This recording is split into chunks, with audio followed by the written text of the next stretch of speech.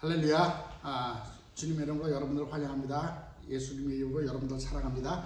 오늘 이제 히브리서 강의 이제 세 번째인가? 네 번째 강의가 되나? 예. 오늘 이제 1장 4절부터 우리 14절까지 히브리서 강의를 시작하도록 하겠습니다. 제가 봉독하도록 하겠습니다. 저가 천사보다 얼만큼 뛰어남은 저희보다 더욱 아름다운 이름을 기업으로 얻으시리니 하나님께서 어느 때에 천사 중 누구에게 내가 내 아들이라 오늘날 내가 너를 낳았다 하셨으며 또 다시 나는 그에게 아버지가 되고 그는 내게 아들이 되리라 하셨느뇨. 또 마다들을 이끌어 세상에 다시 들어오게 하실 때 하나님의 모든 천사가 저에게 경배할지어다 말씀하시며 또 천사들에 관하여는 그는 그의 천사들을 바람으로 그의 사역자들을 불꽃으로 삼으시리라 하였을 때 아들에 관하여는 하나님의 주의 보좌가 영영하며 주의 나라의 홀은 공평한 홀이니이다. 내가 의를 사랑하고 불법을 미워하였으니 그러므로 하나님 곧 너희 하나님이 즐거움의 기름을 내게 부어 내 동료들보다 승하게 하셨도다 하였고 또 주여 태초에 주께서 땅에 기초를 두셨으며 하늘도 주의 손으로 지으신 바라 그것들은 멸망할 것이라 오직 주는 영종할 것이요 그것들은 다 옷과 같이 낡아지리니 의복처럼 갈아입을 것이요 그것들이 옷과 같이 변할 것이나 주는 여전하며 연대가 다함이 없으리라 하였으나 어느 때 천사 중 누구에게 내가 네 원수로 내 발등상 되기까지는 너는 내 우편에 앉았으라 하셨느뇨. 모든 천사들은 부리는 영으로서 구원 얻을 후사들을 위하여 섬기라고 보내심이 아니뇨. 아멘. 할렐루야. 오늘은 이제 1장을 이제 마무리하는 이 말씀을 가지고 정말 뛰어나신 탁월하신 그 아들에 대한 관점에서 이 말씀을 은혜를 나누기를 원합니다. 예. 지금 히브리서 기자는 지금 그 믿음이 연약해져서 다시 율법으로 돌아가려고 하는 그 그리스도인들에게 지금 그 율법보다 뛰어난 예수 그리스도 하나님의 아들에 대해서 지금 이렇게 설교를 하고 있다고 여러분들이 그런 관점에서 보셔도 됩니다. 그래서 지금 이 아들이 뛰어나다 하면서 1절에서 4절까지 뭐냐면 4절에서 뭐냐면 천사보다도 뛰어난 아들이라는 거예요. 네. 왜냐면요 그 당시 유대인들은요 천사를 통해서 율법을 받고 했기 때문에요 그것을 큰 특권으로 생각하고 있었습니다. 그래서 항상 그들은 이 주의 천사에서 이스라엘의 어떤 인도자로 그 천사란 존재를 이렇게 생각하고 자부심을 갖고 있었습니다. 그런데 지금 히브리서 기자는 그 천사보다도 이 아들이 훨씬 뛰어난 것을 지금 증명하고 있다는 거예요. 천사는 말하자면 피조물로서 하늘의 능력을 표적으로 보일 수 있고 진리를 전할 수 있으나 하나님 자신의 생명을 가져올 수 없고 사람의 생명 안에 실제로 들어올 수 없는 존재라는 거예요. 할렐루야. 맞습니다. 천사는 능력이 있어요. 소돔과 고모라 천사 둘이 가서 완전히 불바다로 만들어서 잿더미로 만드는 그런 능력이 있지만은 우리에게 하나님의 그 생명을 줄 수도 없고 우리 생명 안에 실제로 들어올 수도 없는 존재라는 것을 여러분들이 깨달으시길 바랍니다. 그런데 이 아들은 뭐냐면요 아들은 내가 오늘날 너를 낳았다고 그랬습니다. 하나님께서 너를 낳았다. 이것은 뭐냐면요 낳았다는 의미는 뭡니까? 나의 분신이라는 거 아닙니까? 할렐루야. 생명을 같이 공유하고 있는 존재라는 거예요. 더더구나 우리 그 하나님은 삼위일체 하나님이시잖아요. 영원전부터 아버지와 아들과 정말 그 성령님이 삼위일체로 사랑의 관계에서 존재하시던 그분이 정말 그 아들이 이 땅에 오셨다는 것은요 바로 낳았다고 표현을 하였지만 사실은 그 아버지 품속에서 독생하신 독생자라는 의미가 하나님의 그 말하자면 어떠한 분신과 같은 그러한 의미라는 것을 깨달으시기 바랍니다. 천사는 피조물이니까 하나님이 만드셨어요. 지으셨어요. 그러나 아들은 품속에서 낳았다는 의미로 표현하고 있습니다. 그리고 그 정말 그 아들에게는 영원한 그 아름다운 이름을 기업으로 주셨다고 그랬습니다. 그건 뭐냐면 하나님의 그 기업으로 줬다는 것은 하나님의 상속자라는 의미가 있는 것을 믿으시기 바랍니다. 그 2절에도 지난 시간에 2절에 공부했지만 마지막 아들로 우리에게 말씀하신 이 아들을 만유의 후사로 세우시고 즉 하나님의 후사로 세웠다는 거죠. 하나님의 모든 정권을 이양하는 그런 아들이라는 것을 얘기하고 있습니다. 그래서 이 5절과 6절에는 이 천사보다 또 뛰어난 아들 하나님이 낳으신 그 독생자로서 그 우리 안에 생명을 가져다 주실 수 있는 존재라는 것을 얘기하고 있다는 것을 믿으시기 바랍니다. 천사는 우리에게 생명을 줄 수는 없어요. 능력은 있지만 생명을 줄 수는 없는데 아버지 품속에서 독생하신 이 하나님의 아들은 우리에게 그 생명을 주실 수 있는 그런 놀라우신 그 천사보다 뛰어난 탁월한 그 능력의 아들이라는 것을 지금 히브리서 기자는 강조하고 있다는 것을 깨달으시기 바랍니다. 다른 말로 이 아들은요 바로 하나님의 생명을 가졌을 뿐만 아니라 생명 그 자체라는 거예요. 할렐루야. 그러므로 원하는 자에게 그 생명을 주시고 아들을 가진 자는 생명을 얻느니라. 요한일서 5장 12절에 그렇게 했습니다. 우리가 예수 그리스도 아들을 믿는다는 것은 하나님의 아들을 믿는다는 것은 그 생명을 우리가 존재했다는 의미라는 것을 깨달으시 예수로 축원합니다. 할렐루야. 그 다음에 그 아들은 그 아버지 안에서 영원하게 존재하는 그 영원 안에서 나셨을 뿐만 아니라 다시 부활하셔서 그 부활 안에서 다시 사신 분이라는 거예요. 할렐루야. 이것이 하나님 아들의 그 놀라우신 그 탁월하심이라는 것을 깨달으시 예수로 축원합니다. 하나님과 영원전부터 함께 존재하셨어요. 그래서 이 땅에 오셨습니다. 그리고 그 사랑하는 아들을 따르는 자에게 그 생명을 주시고 그렇게 사시다가 정말 죽음을 맛보셨지만은 그 하나님의 능력으로 부활하심으로써 다시 사셨고 이제는 그 하나님의 그 영광의 보좌에 앉아서 정말 우리를 다스리는 하나님의 영광을 나타내는 놀라운 아들이라는 것을 성경은 얘기하고 있다는 것을 깨달으시 예수로 축원합니다. 할렐루야. 이 독생자 예수 그리스도께서 하나님의 아들이 말씀이 육신이 되어 이 땅에 오신 사건, 우리는 성육신이라고 그러죠. 신성과 인성의 그 연합의 시작이라고 그랬습니다. 자, 육신으로 입고 왔기 때문에 인성의 완전한 탄생입니다. 참 사람이에요. 그러니까 생물학적으로 우리와 똑같은 그 구조를 갖고 있고, 물론 그분도 DNA가 있겠죠. 제가 어느 미국 방송의 그 디스커버리 채널인가요? 거기 보니까 예수의 DNA를 찾아서라는 그 제목으로 그런 특집 다큐가 있더라고요. 그러면서 그 어느 목사 둘이서 역사를 막 찾아라는데, 글쎄요, 그 무엇을 증거하려고 거기서 찾아다니는지 잘 모르겠지만은, 우리는 예수의 그 육신적인 DNA가 중요한 거예요. 왜? 그분은 역사적으로 실제로 존재하셨고, 역사적으로 실제로 죽으신 기록이 있습니다. 이탈리아 그 바티칸에 가면 그 로마에 가면 그 법정에 가면 그 법정 박물관에요.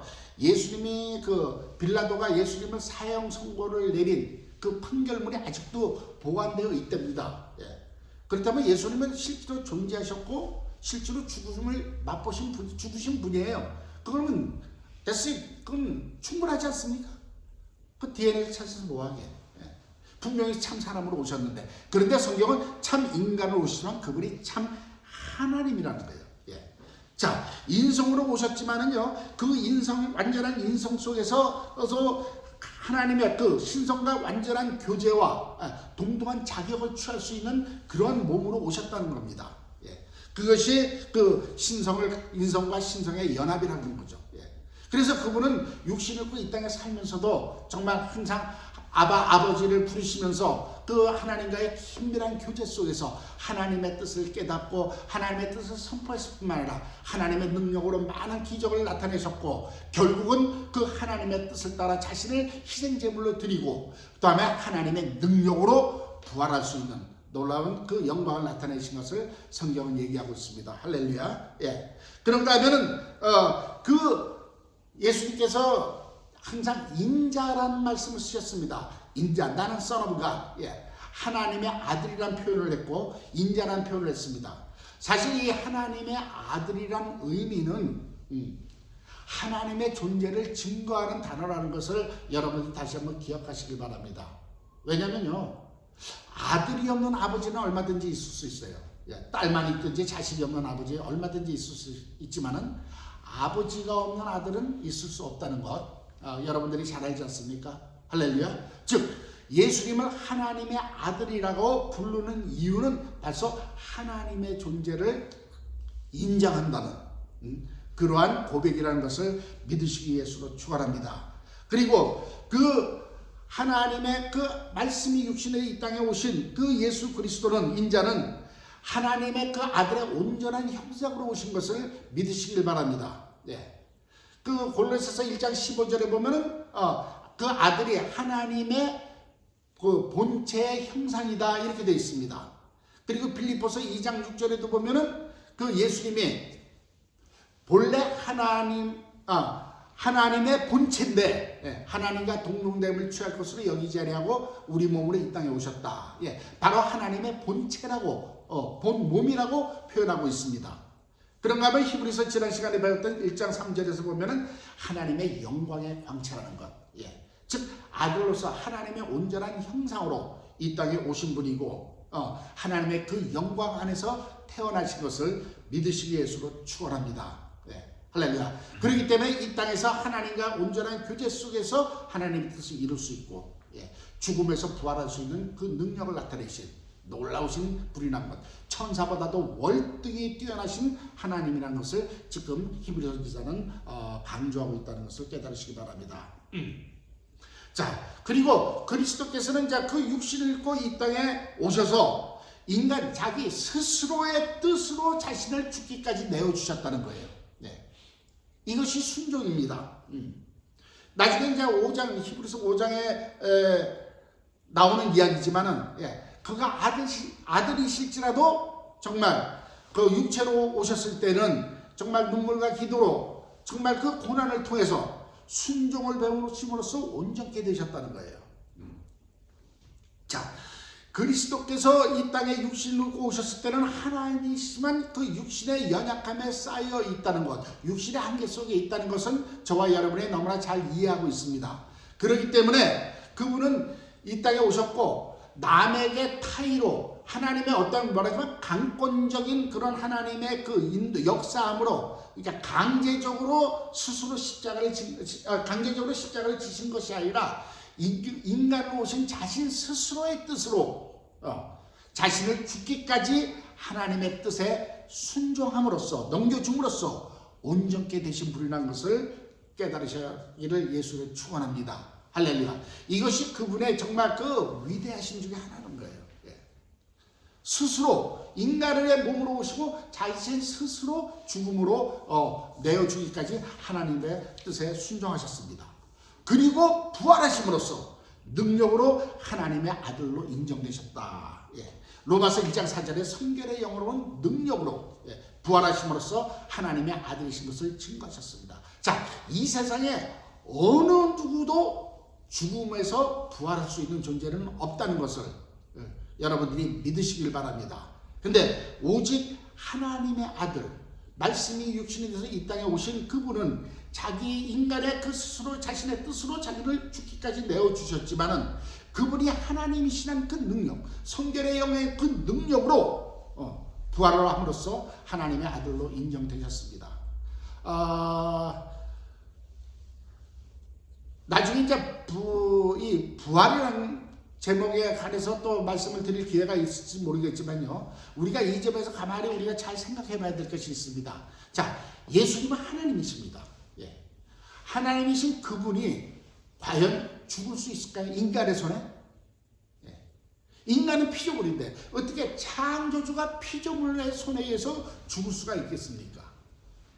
또는 피조물에 의해서 죽으신 존재가 어떻게 창조주라고 칭함을 받을 수 있겠습니까? 이런 문제는 우리가 한번 깊이 좀 생각해 볼 필요가 있습니다. 분명히 그분은 하나님입니다. 어떻게 피조물에게 죽을 수 있는 존재가 하나님이라 칭함을 받을 수 있겠어요? 그런데 성경을 보면요, 놀라운 그 비밀이 있습니다. 그것이 요한복음 10장 17절 18절에 나와 있지 않습니까? 예수님께서 하신 말씀이에요. 나는 목숨을 얻기 위하여 나는 목숨을 버리노라. 즉 예수님의 죽으심은 목적이 있으셨다는 거예요. 내가 죽는 것은 오히려 목숨을 얻기 위해서 내가 죽는다는 거예요. 그러면서 그 다음 말씀이 더 놀라운 것이 뭐냐면 나는 스스로 버릴 권세도 있고 다시 스스로 취할 권세도 있다고 말씀하셨습니다. 할렐루야. 세상에 어떤 존재가 스스로 자기 목숨을 스스로 버릴 수가 있고 스스로 취할 수가 있겠습니까? 이 세상에 어떠한 존재도 그것을 하지 못합니다.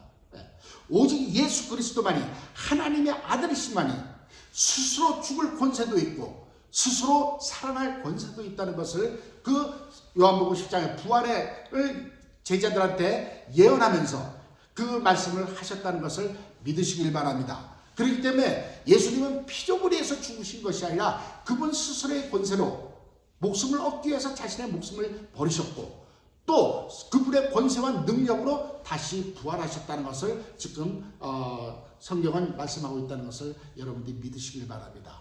이것이 하나님 아들의 탁월하심입니다.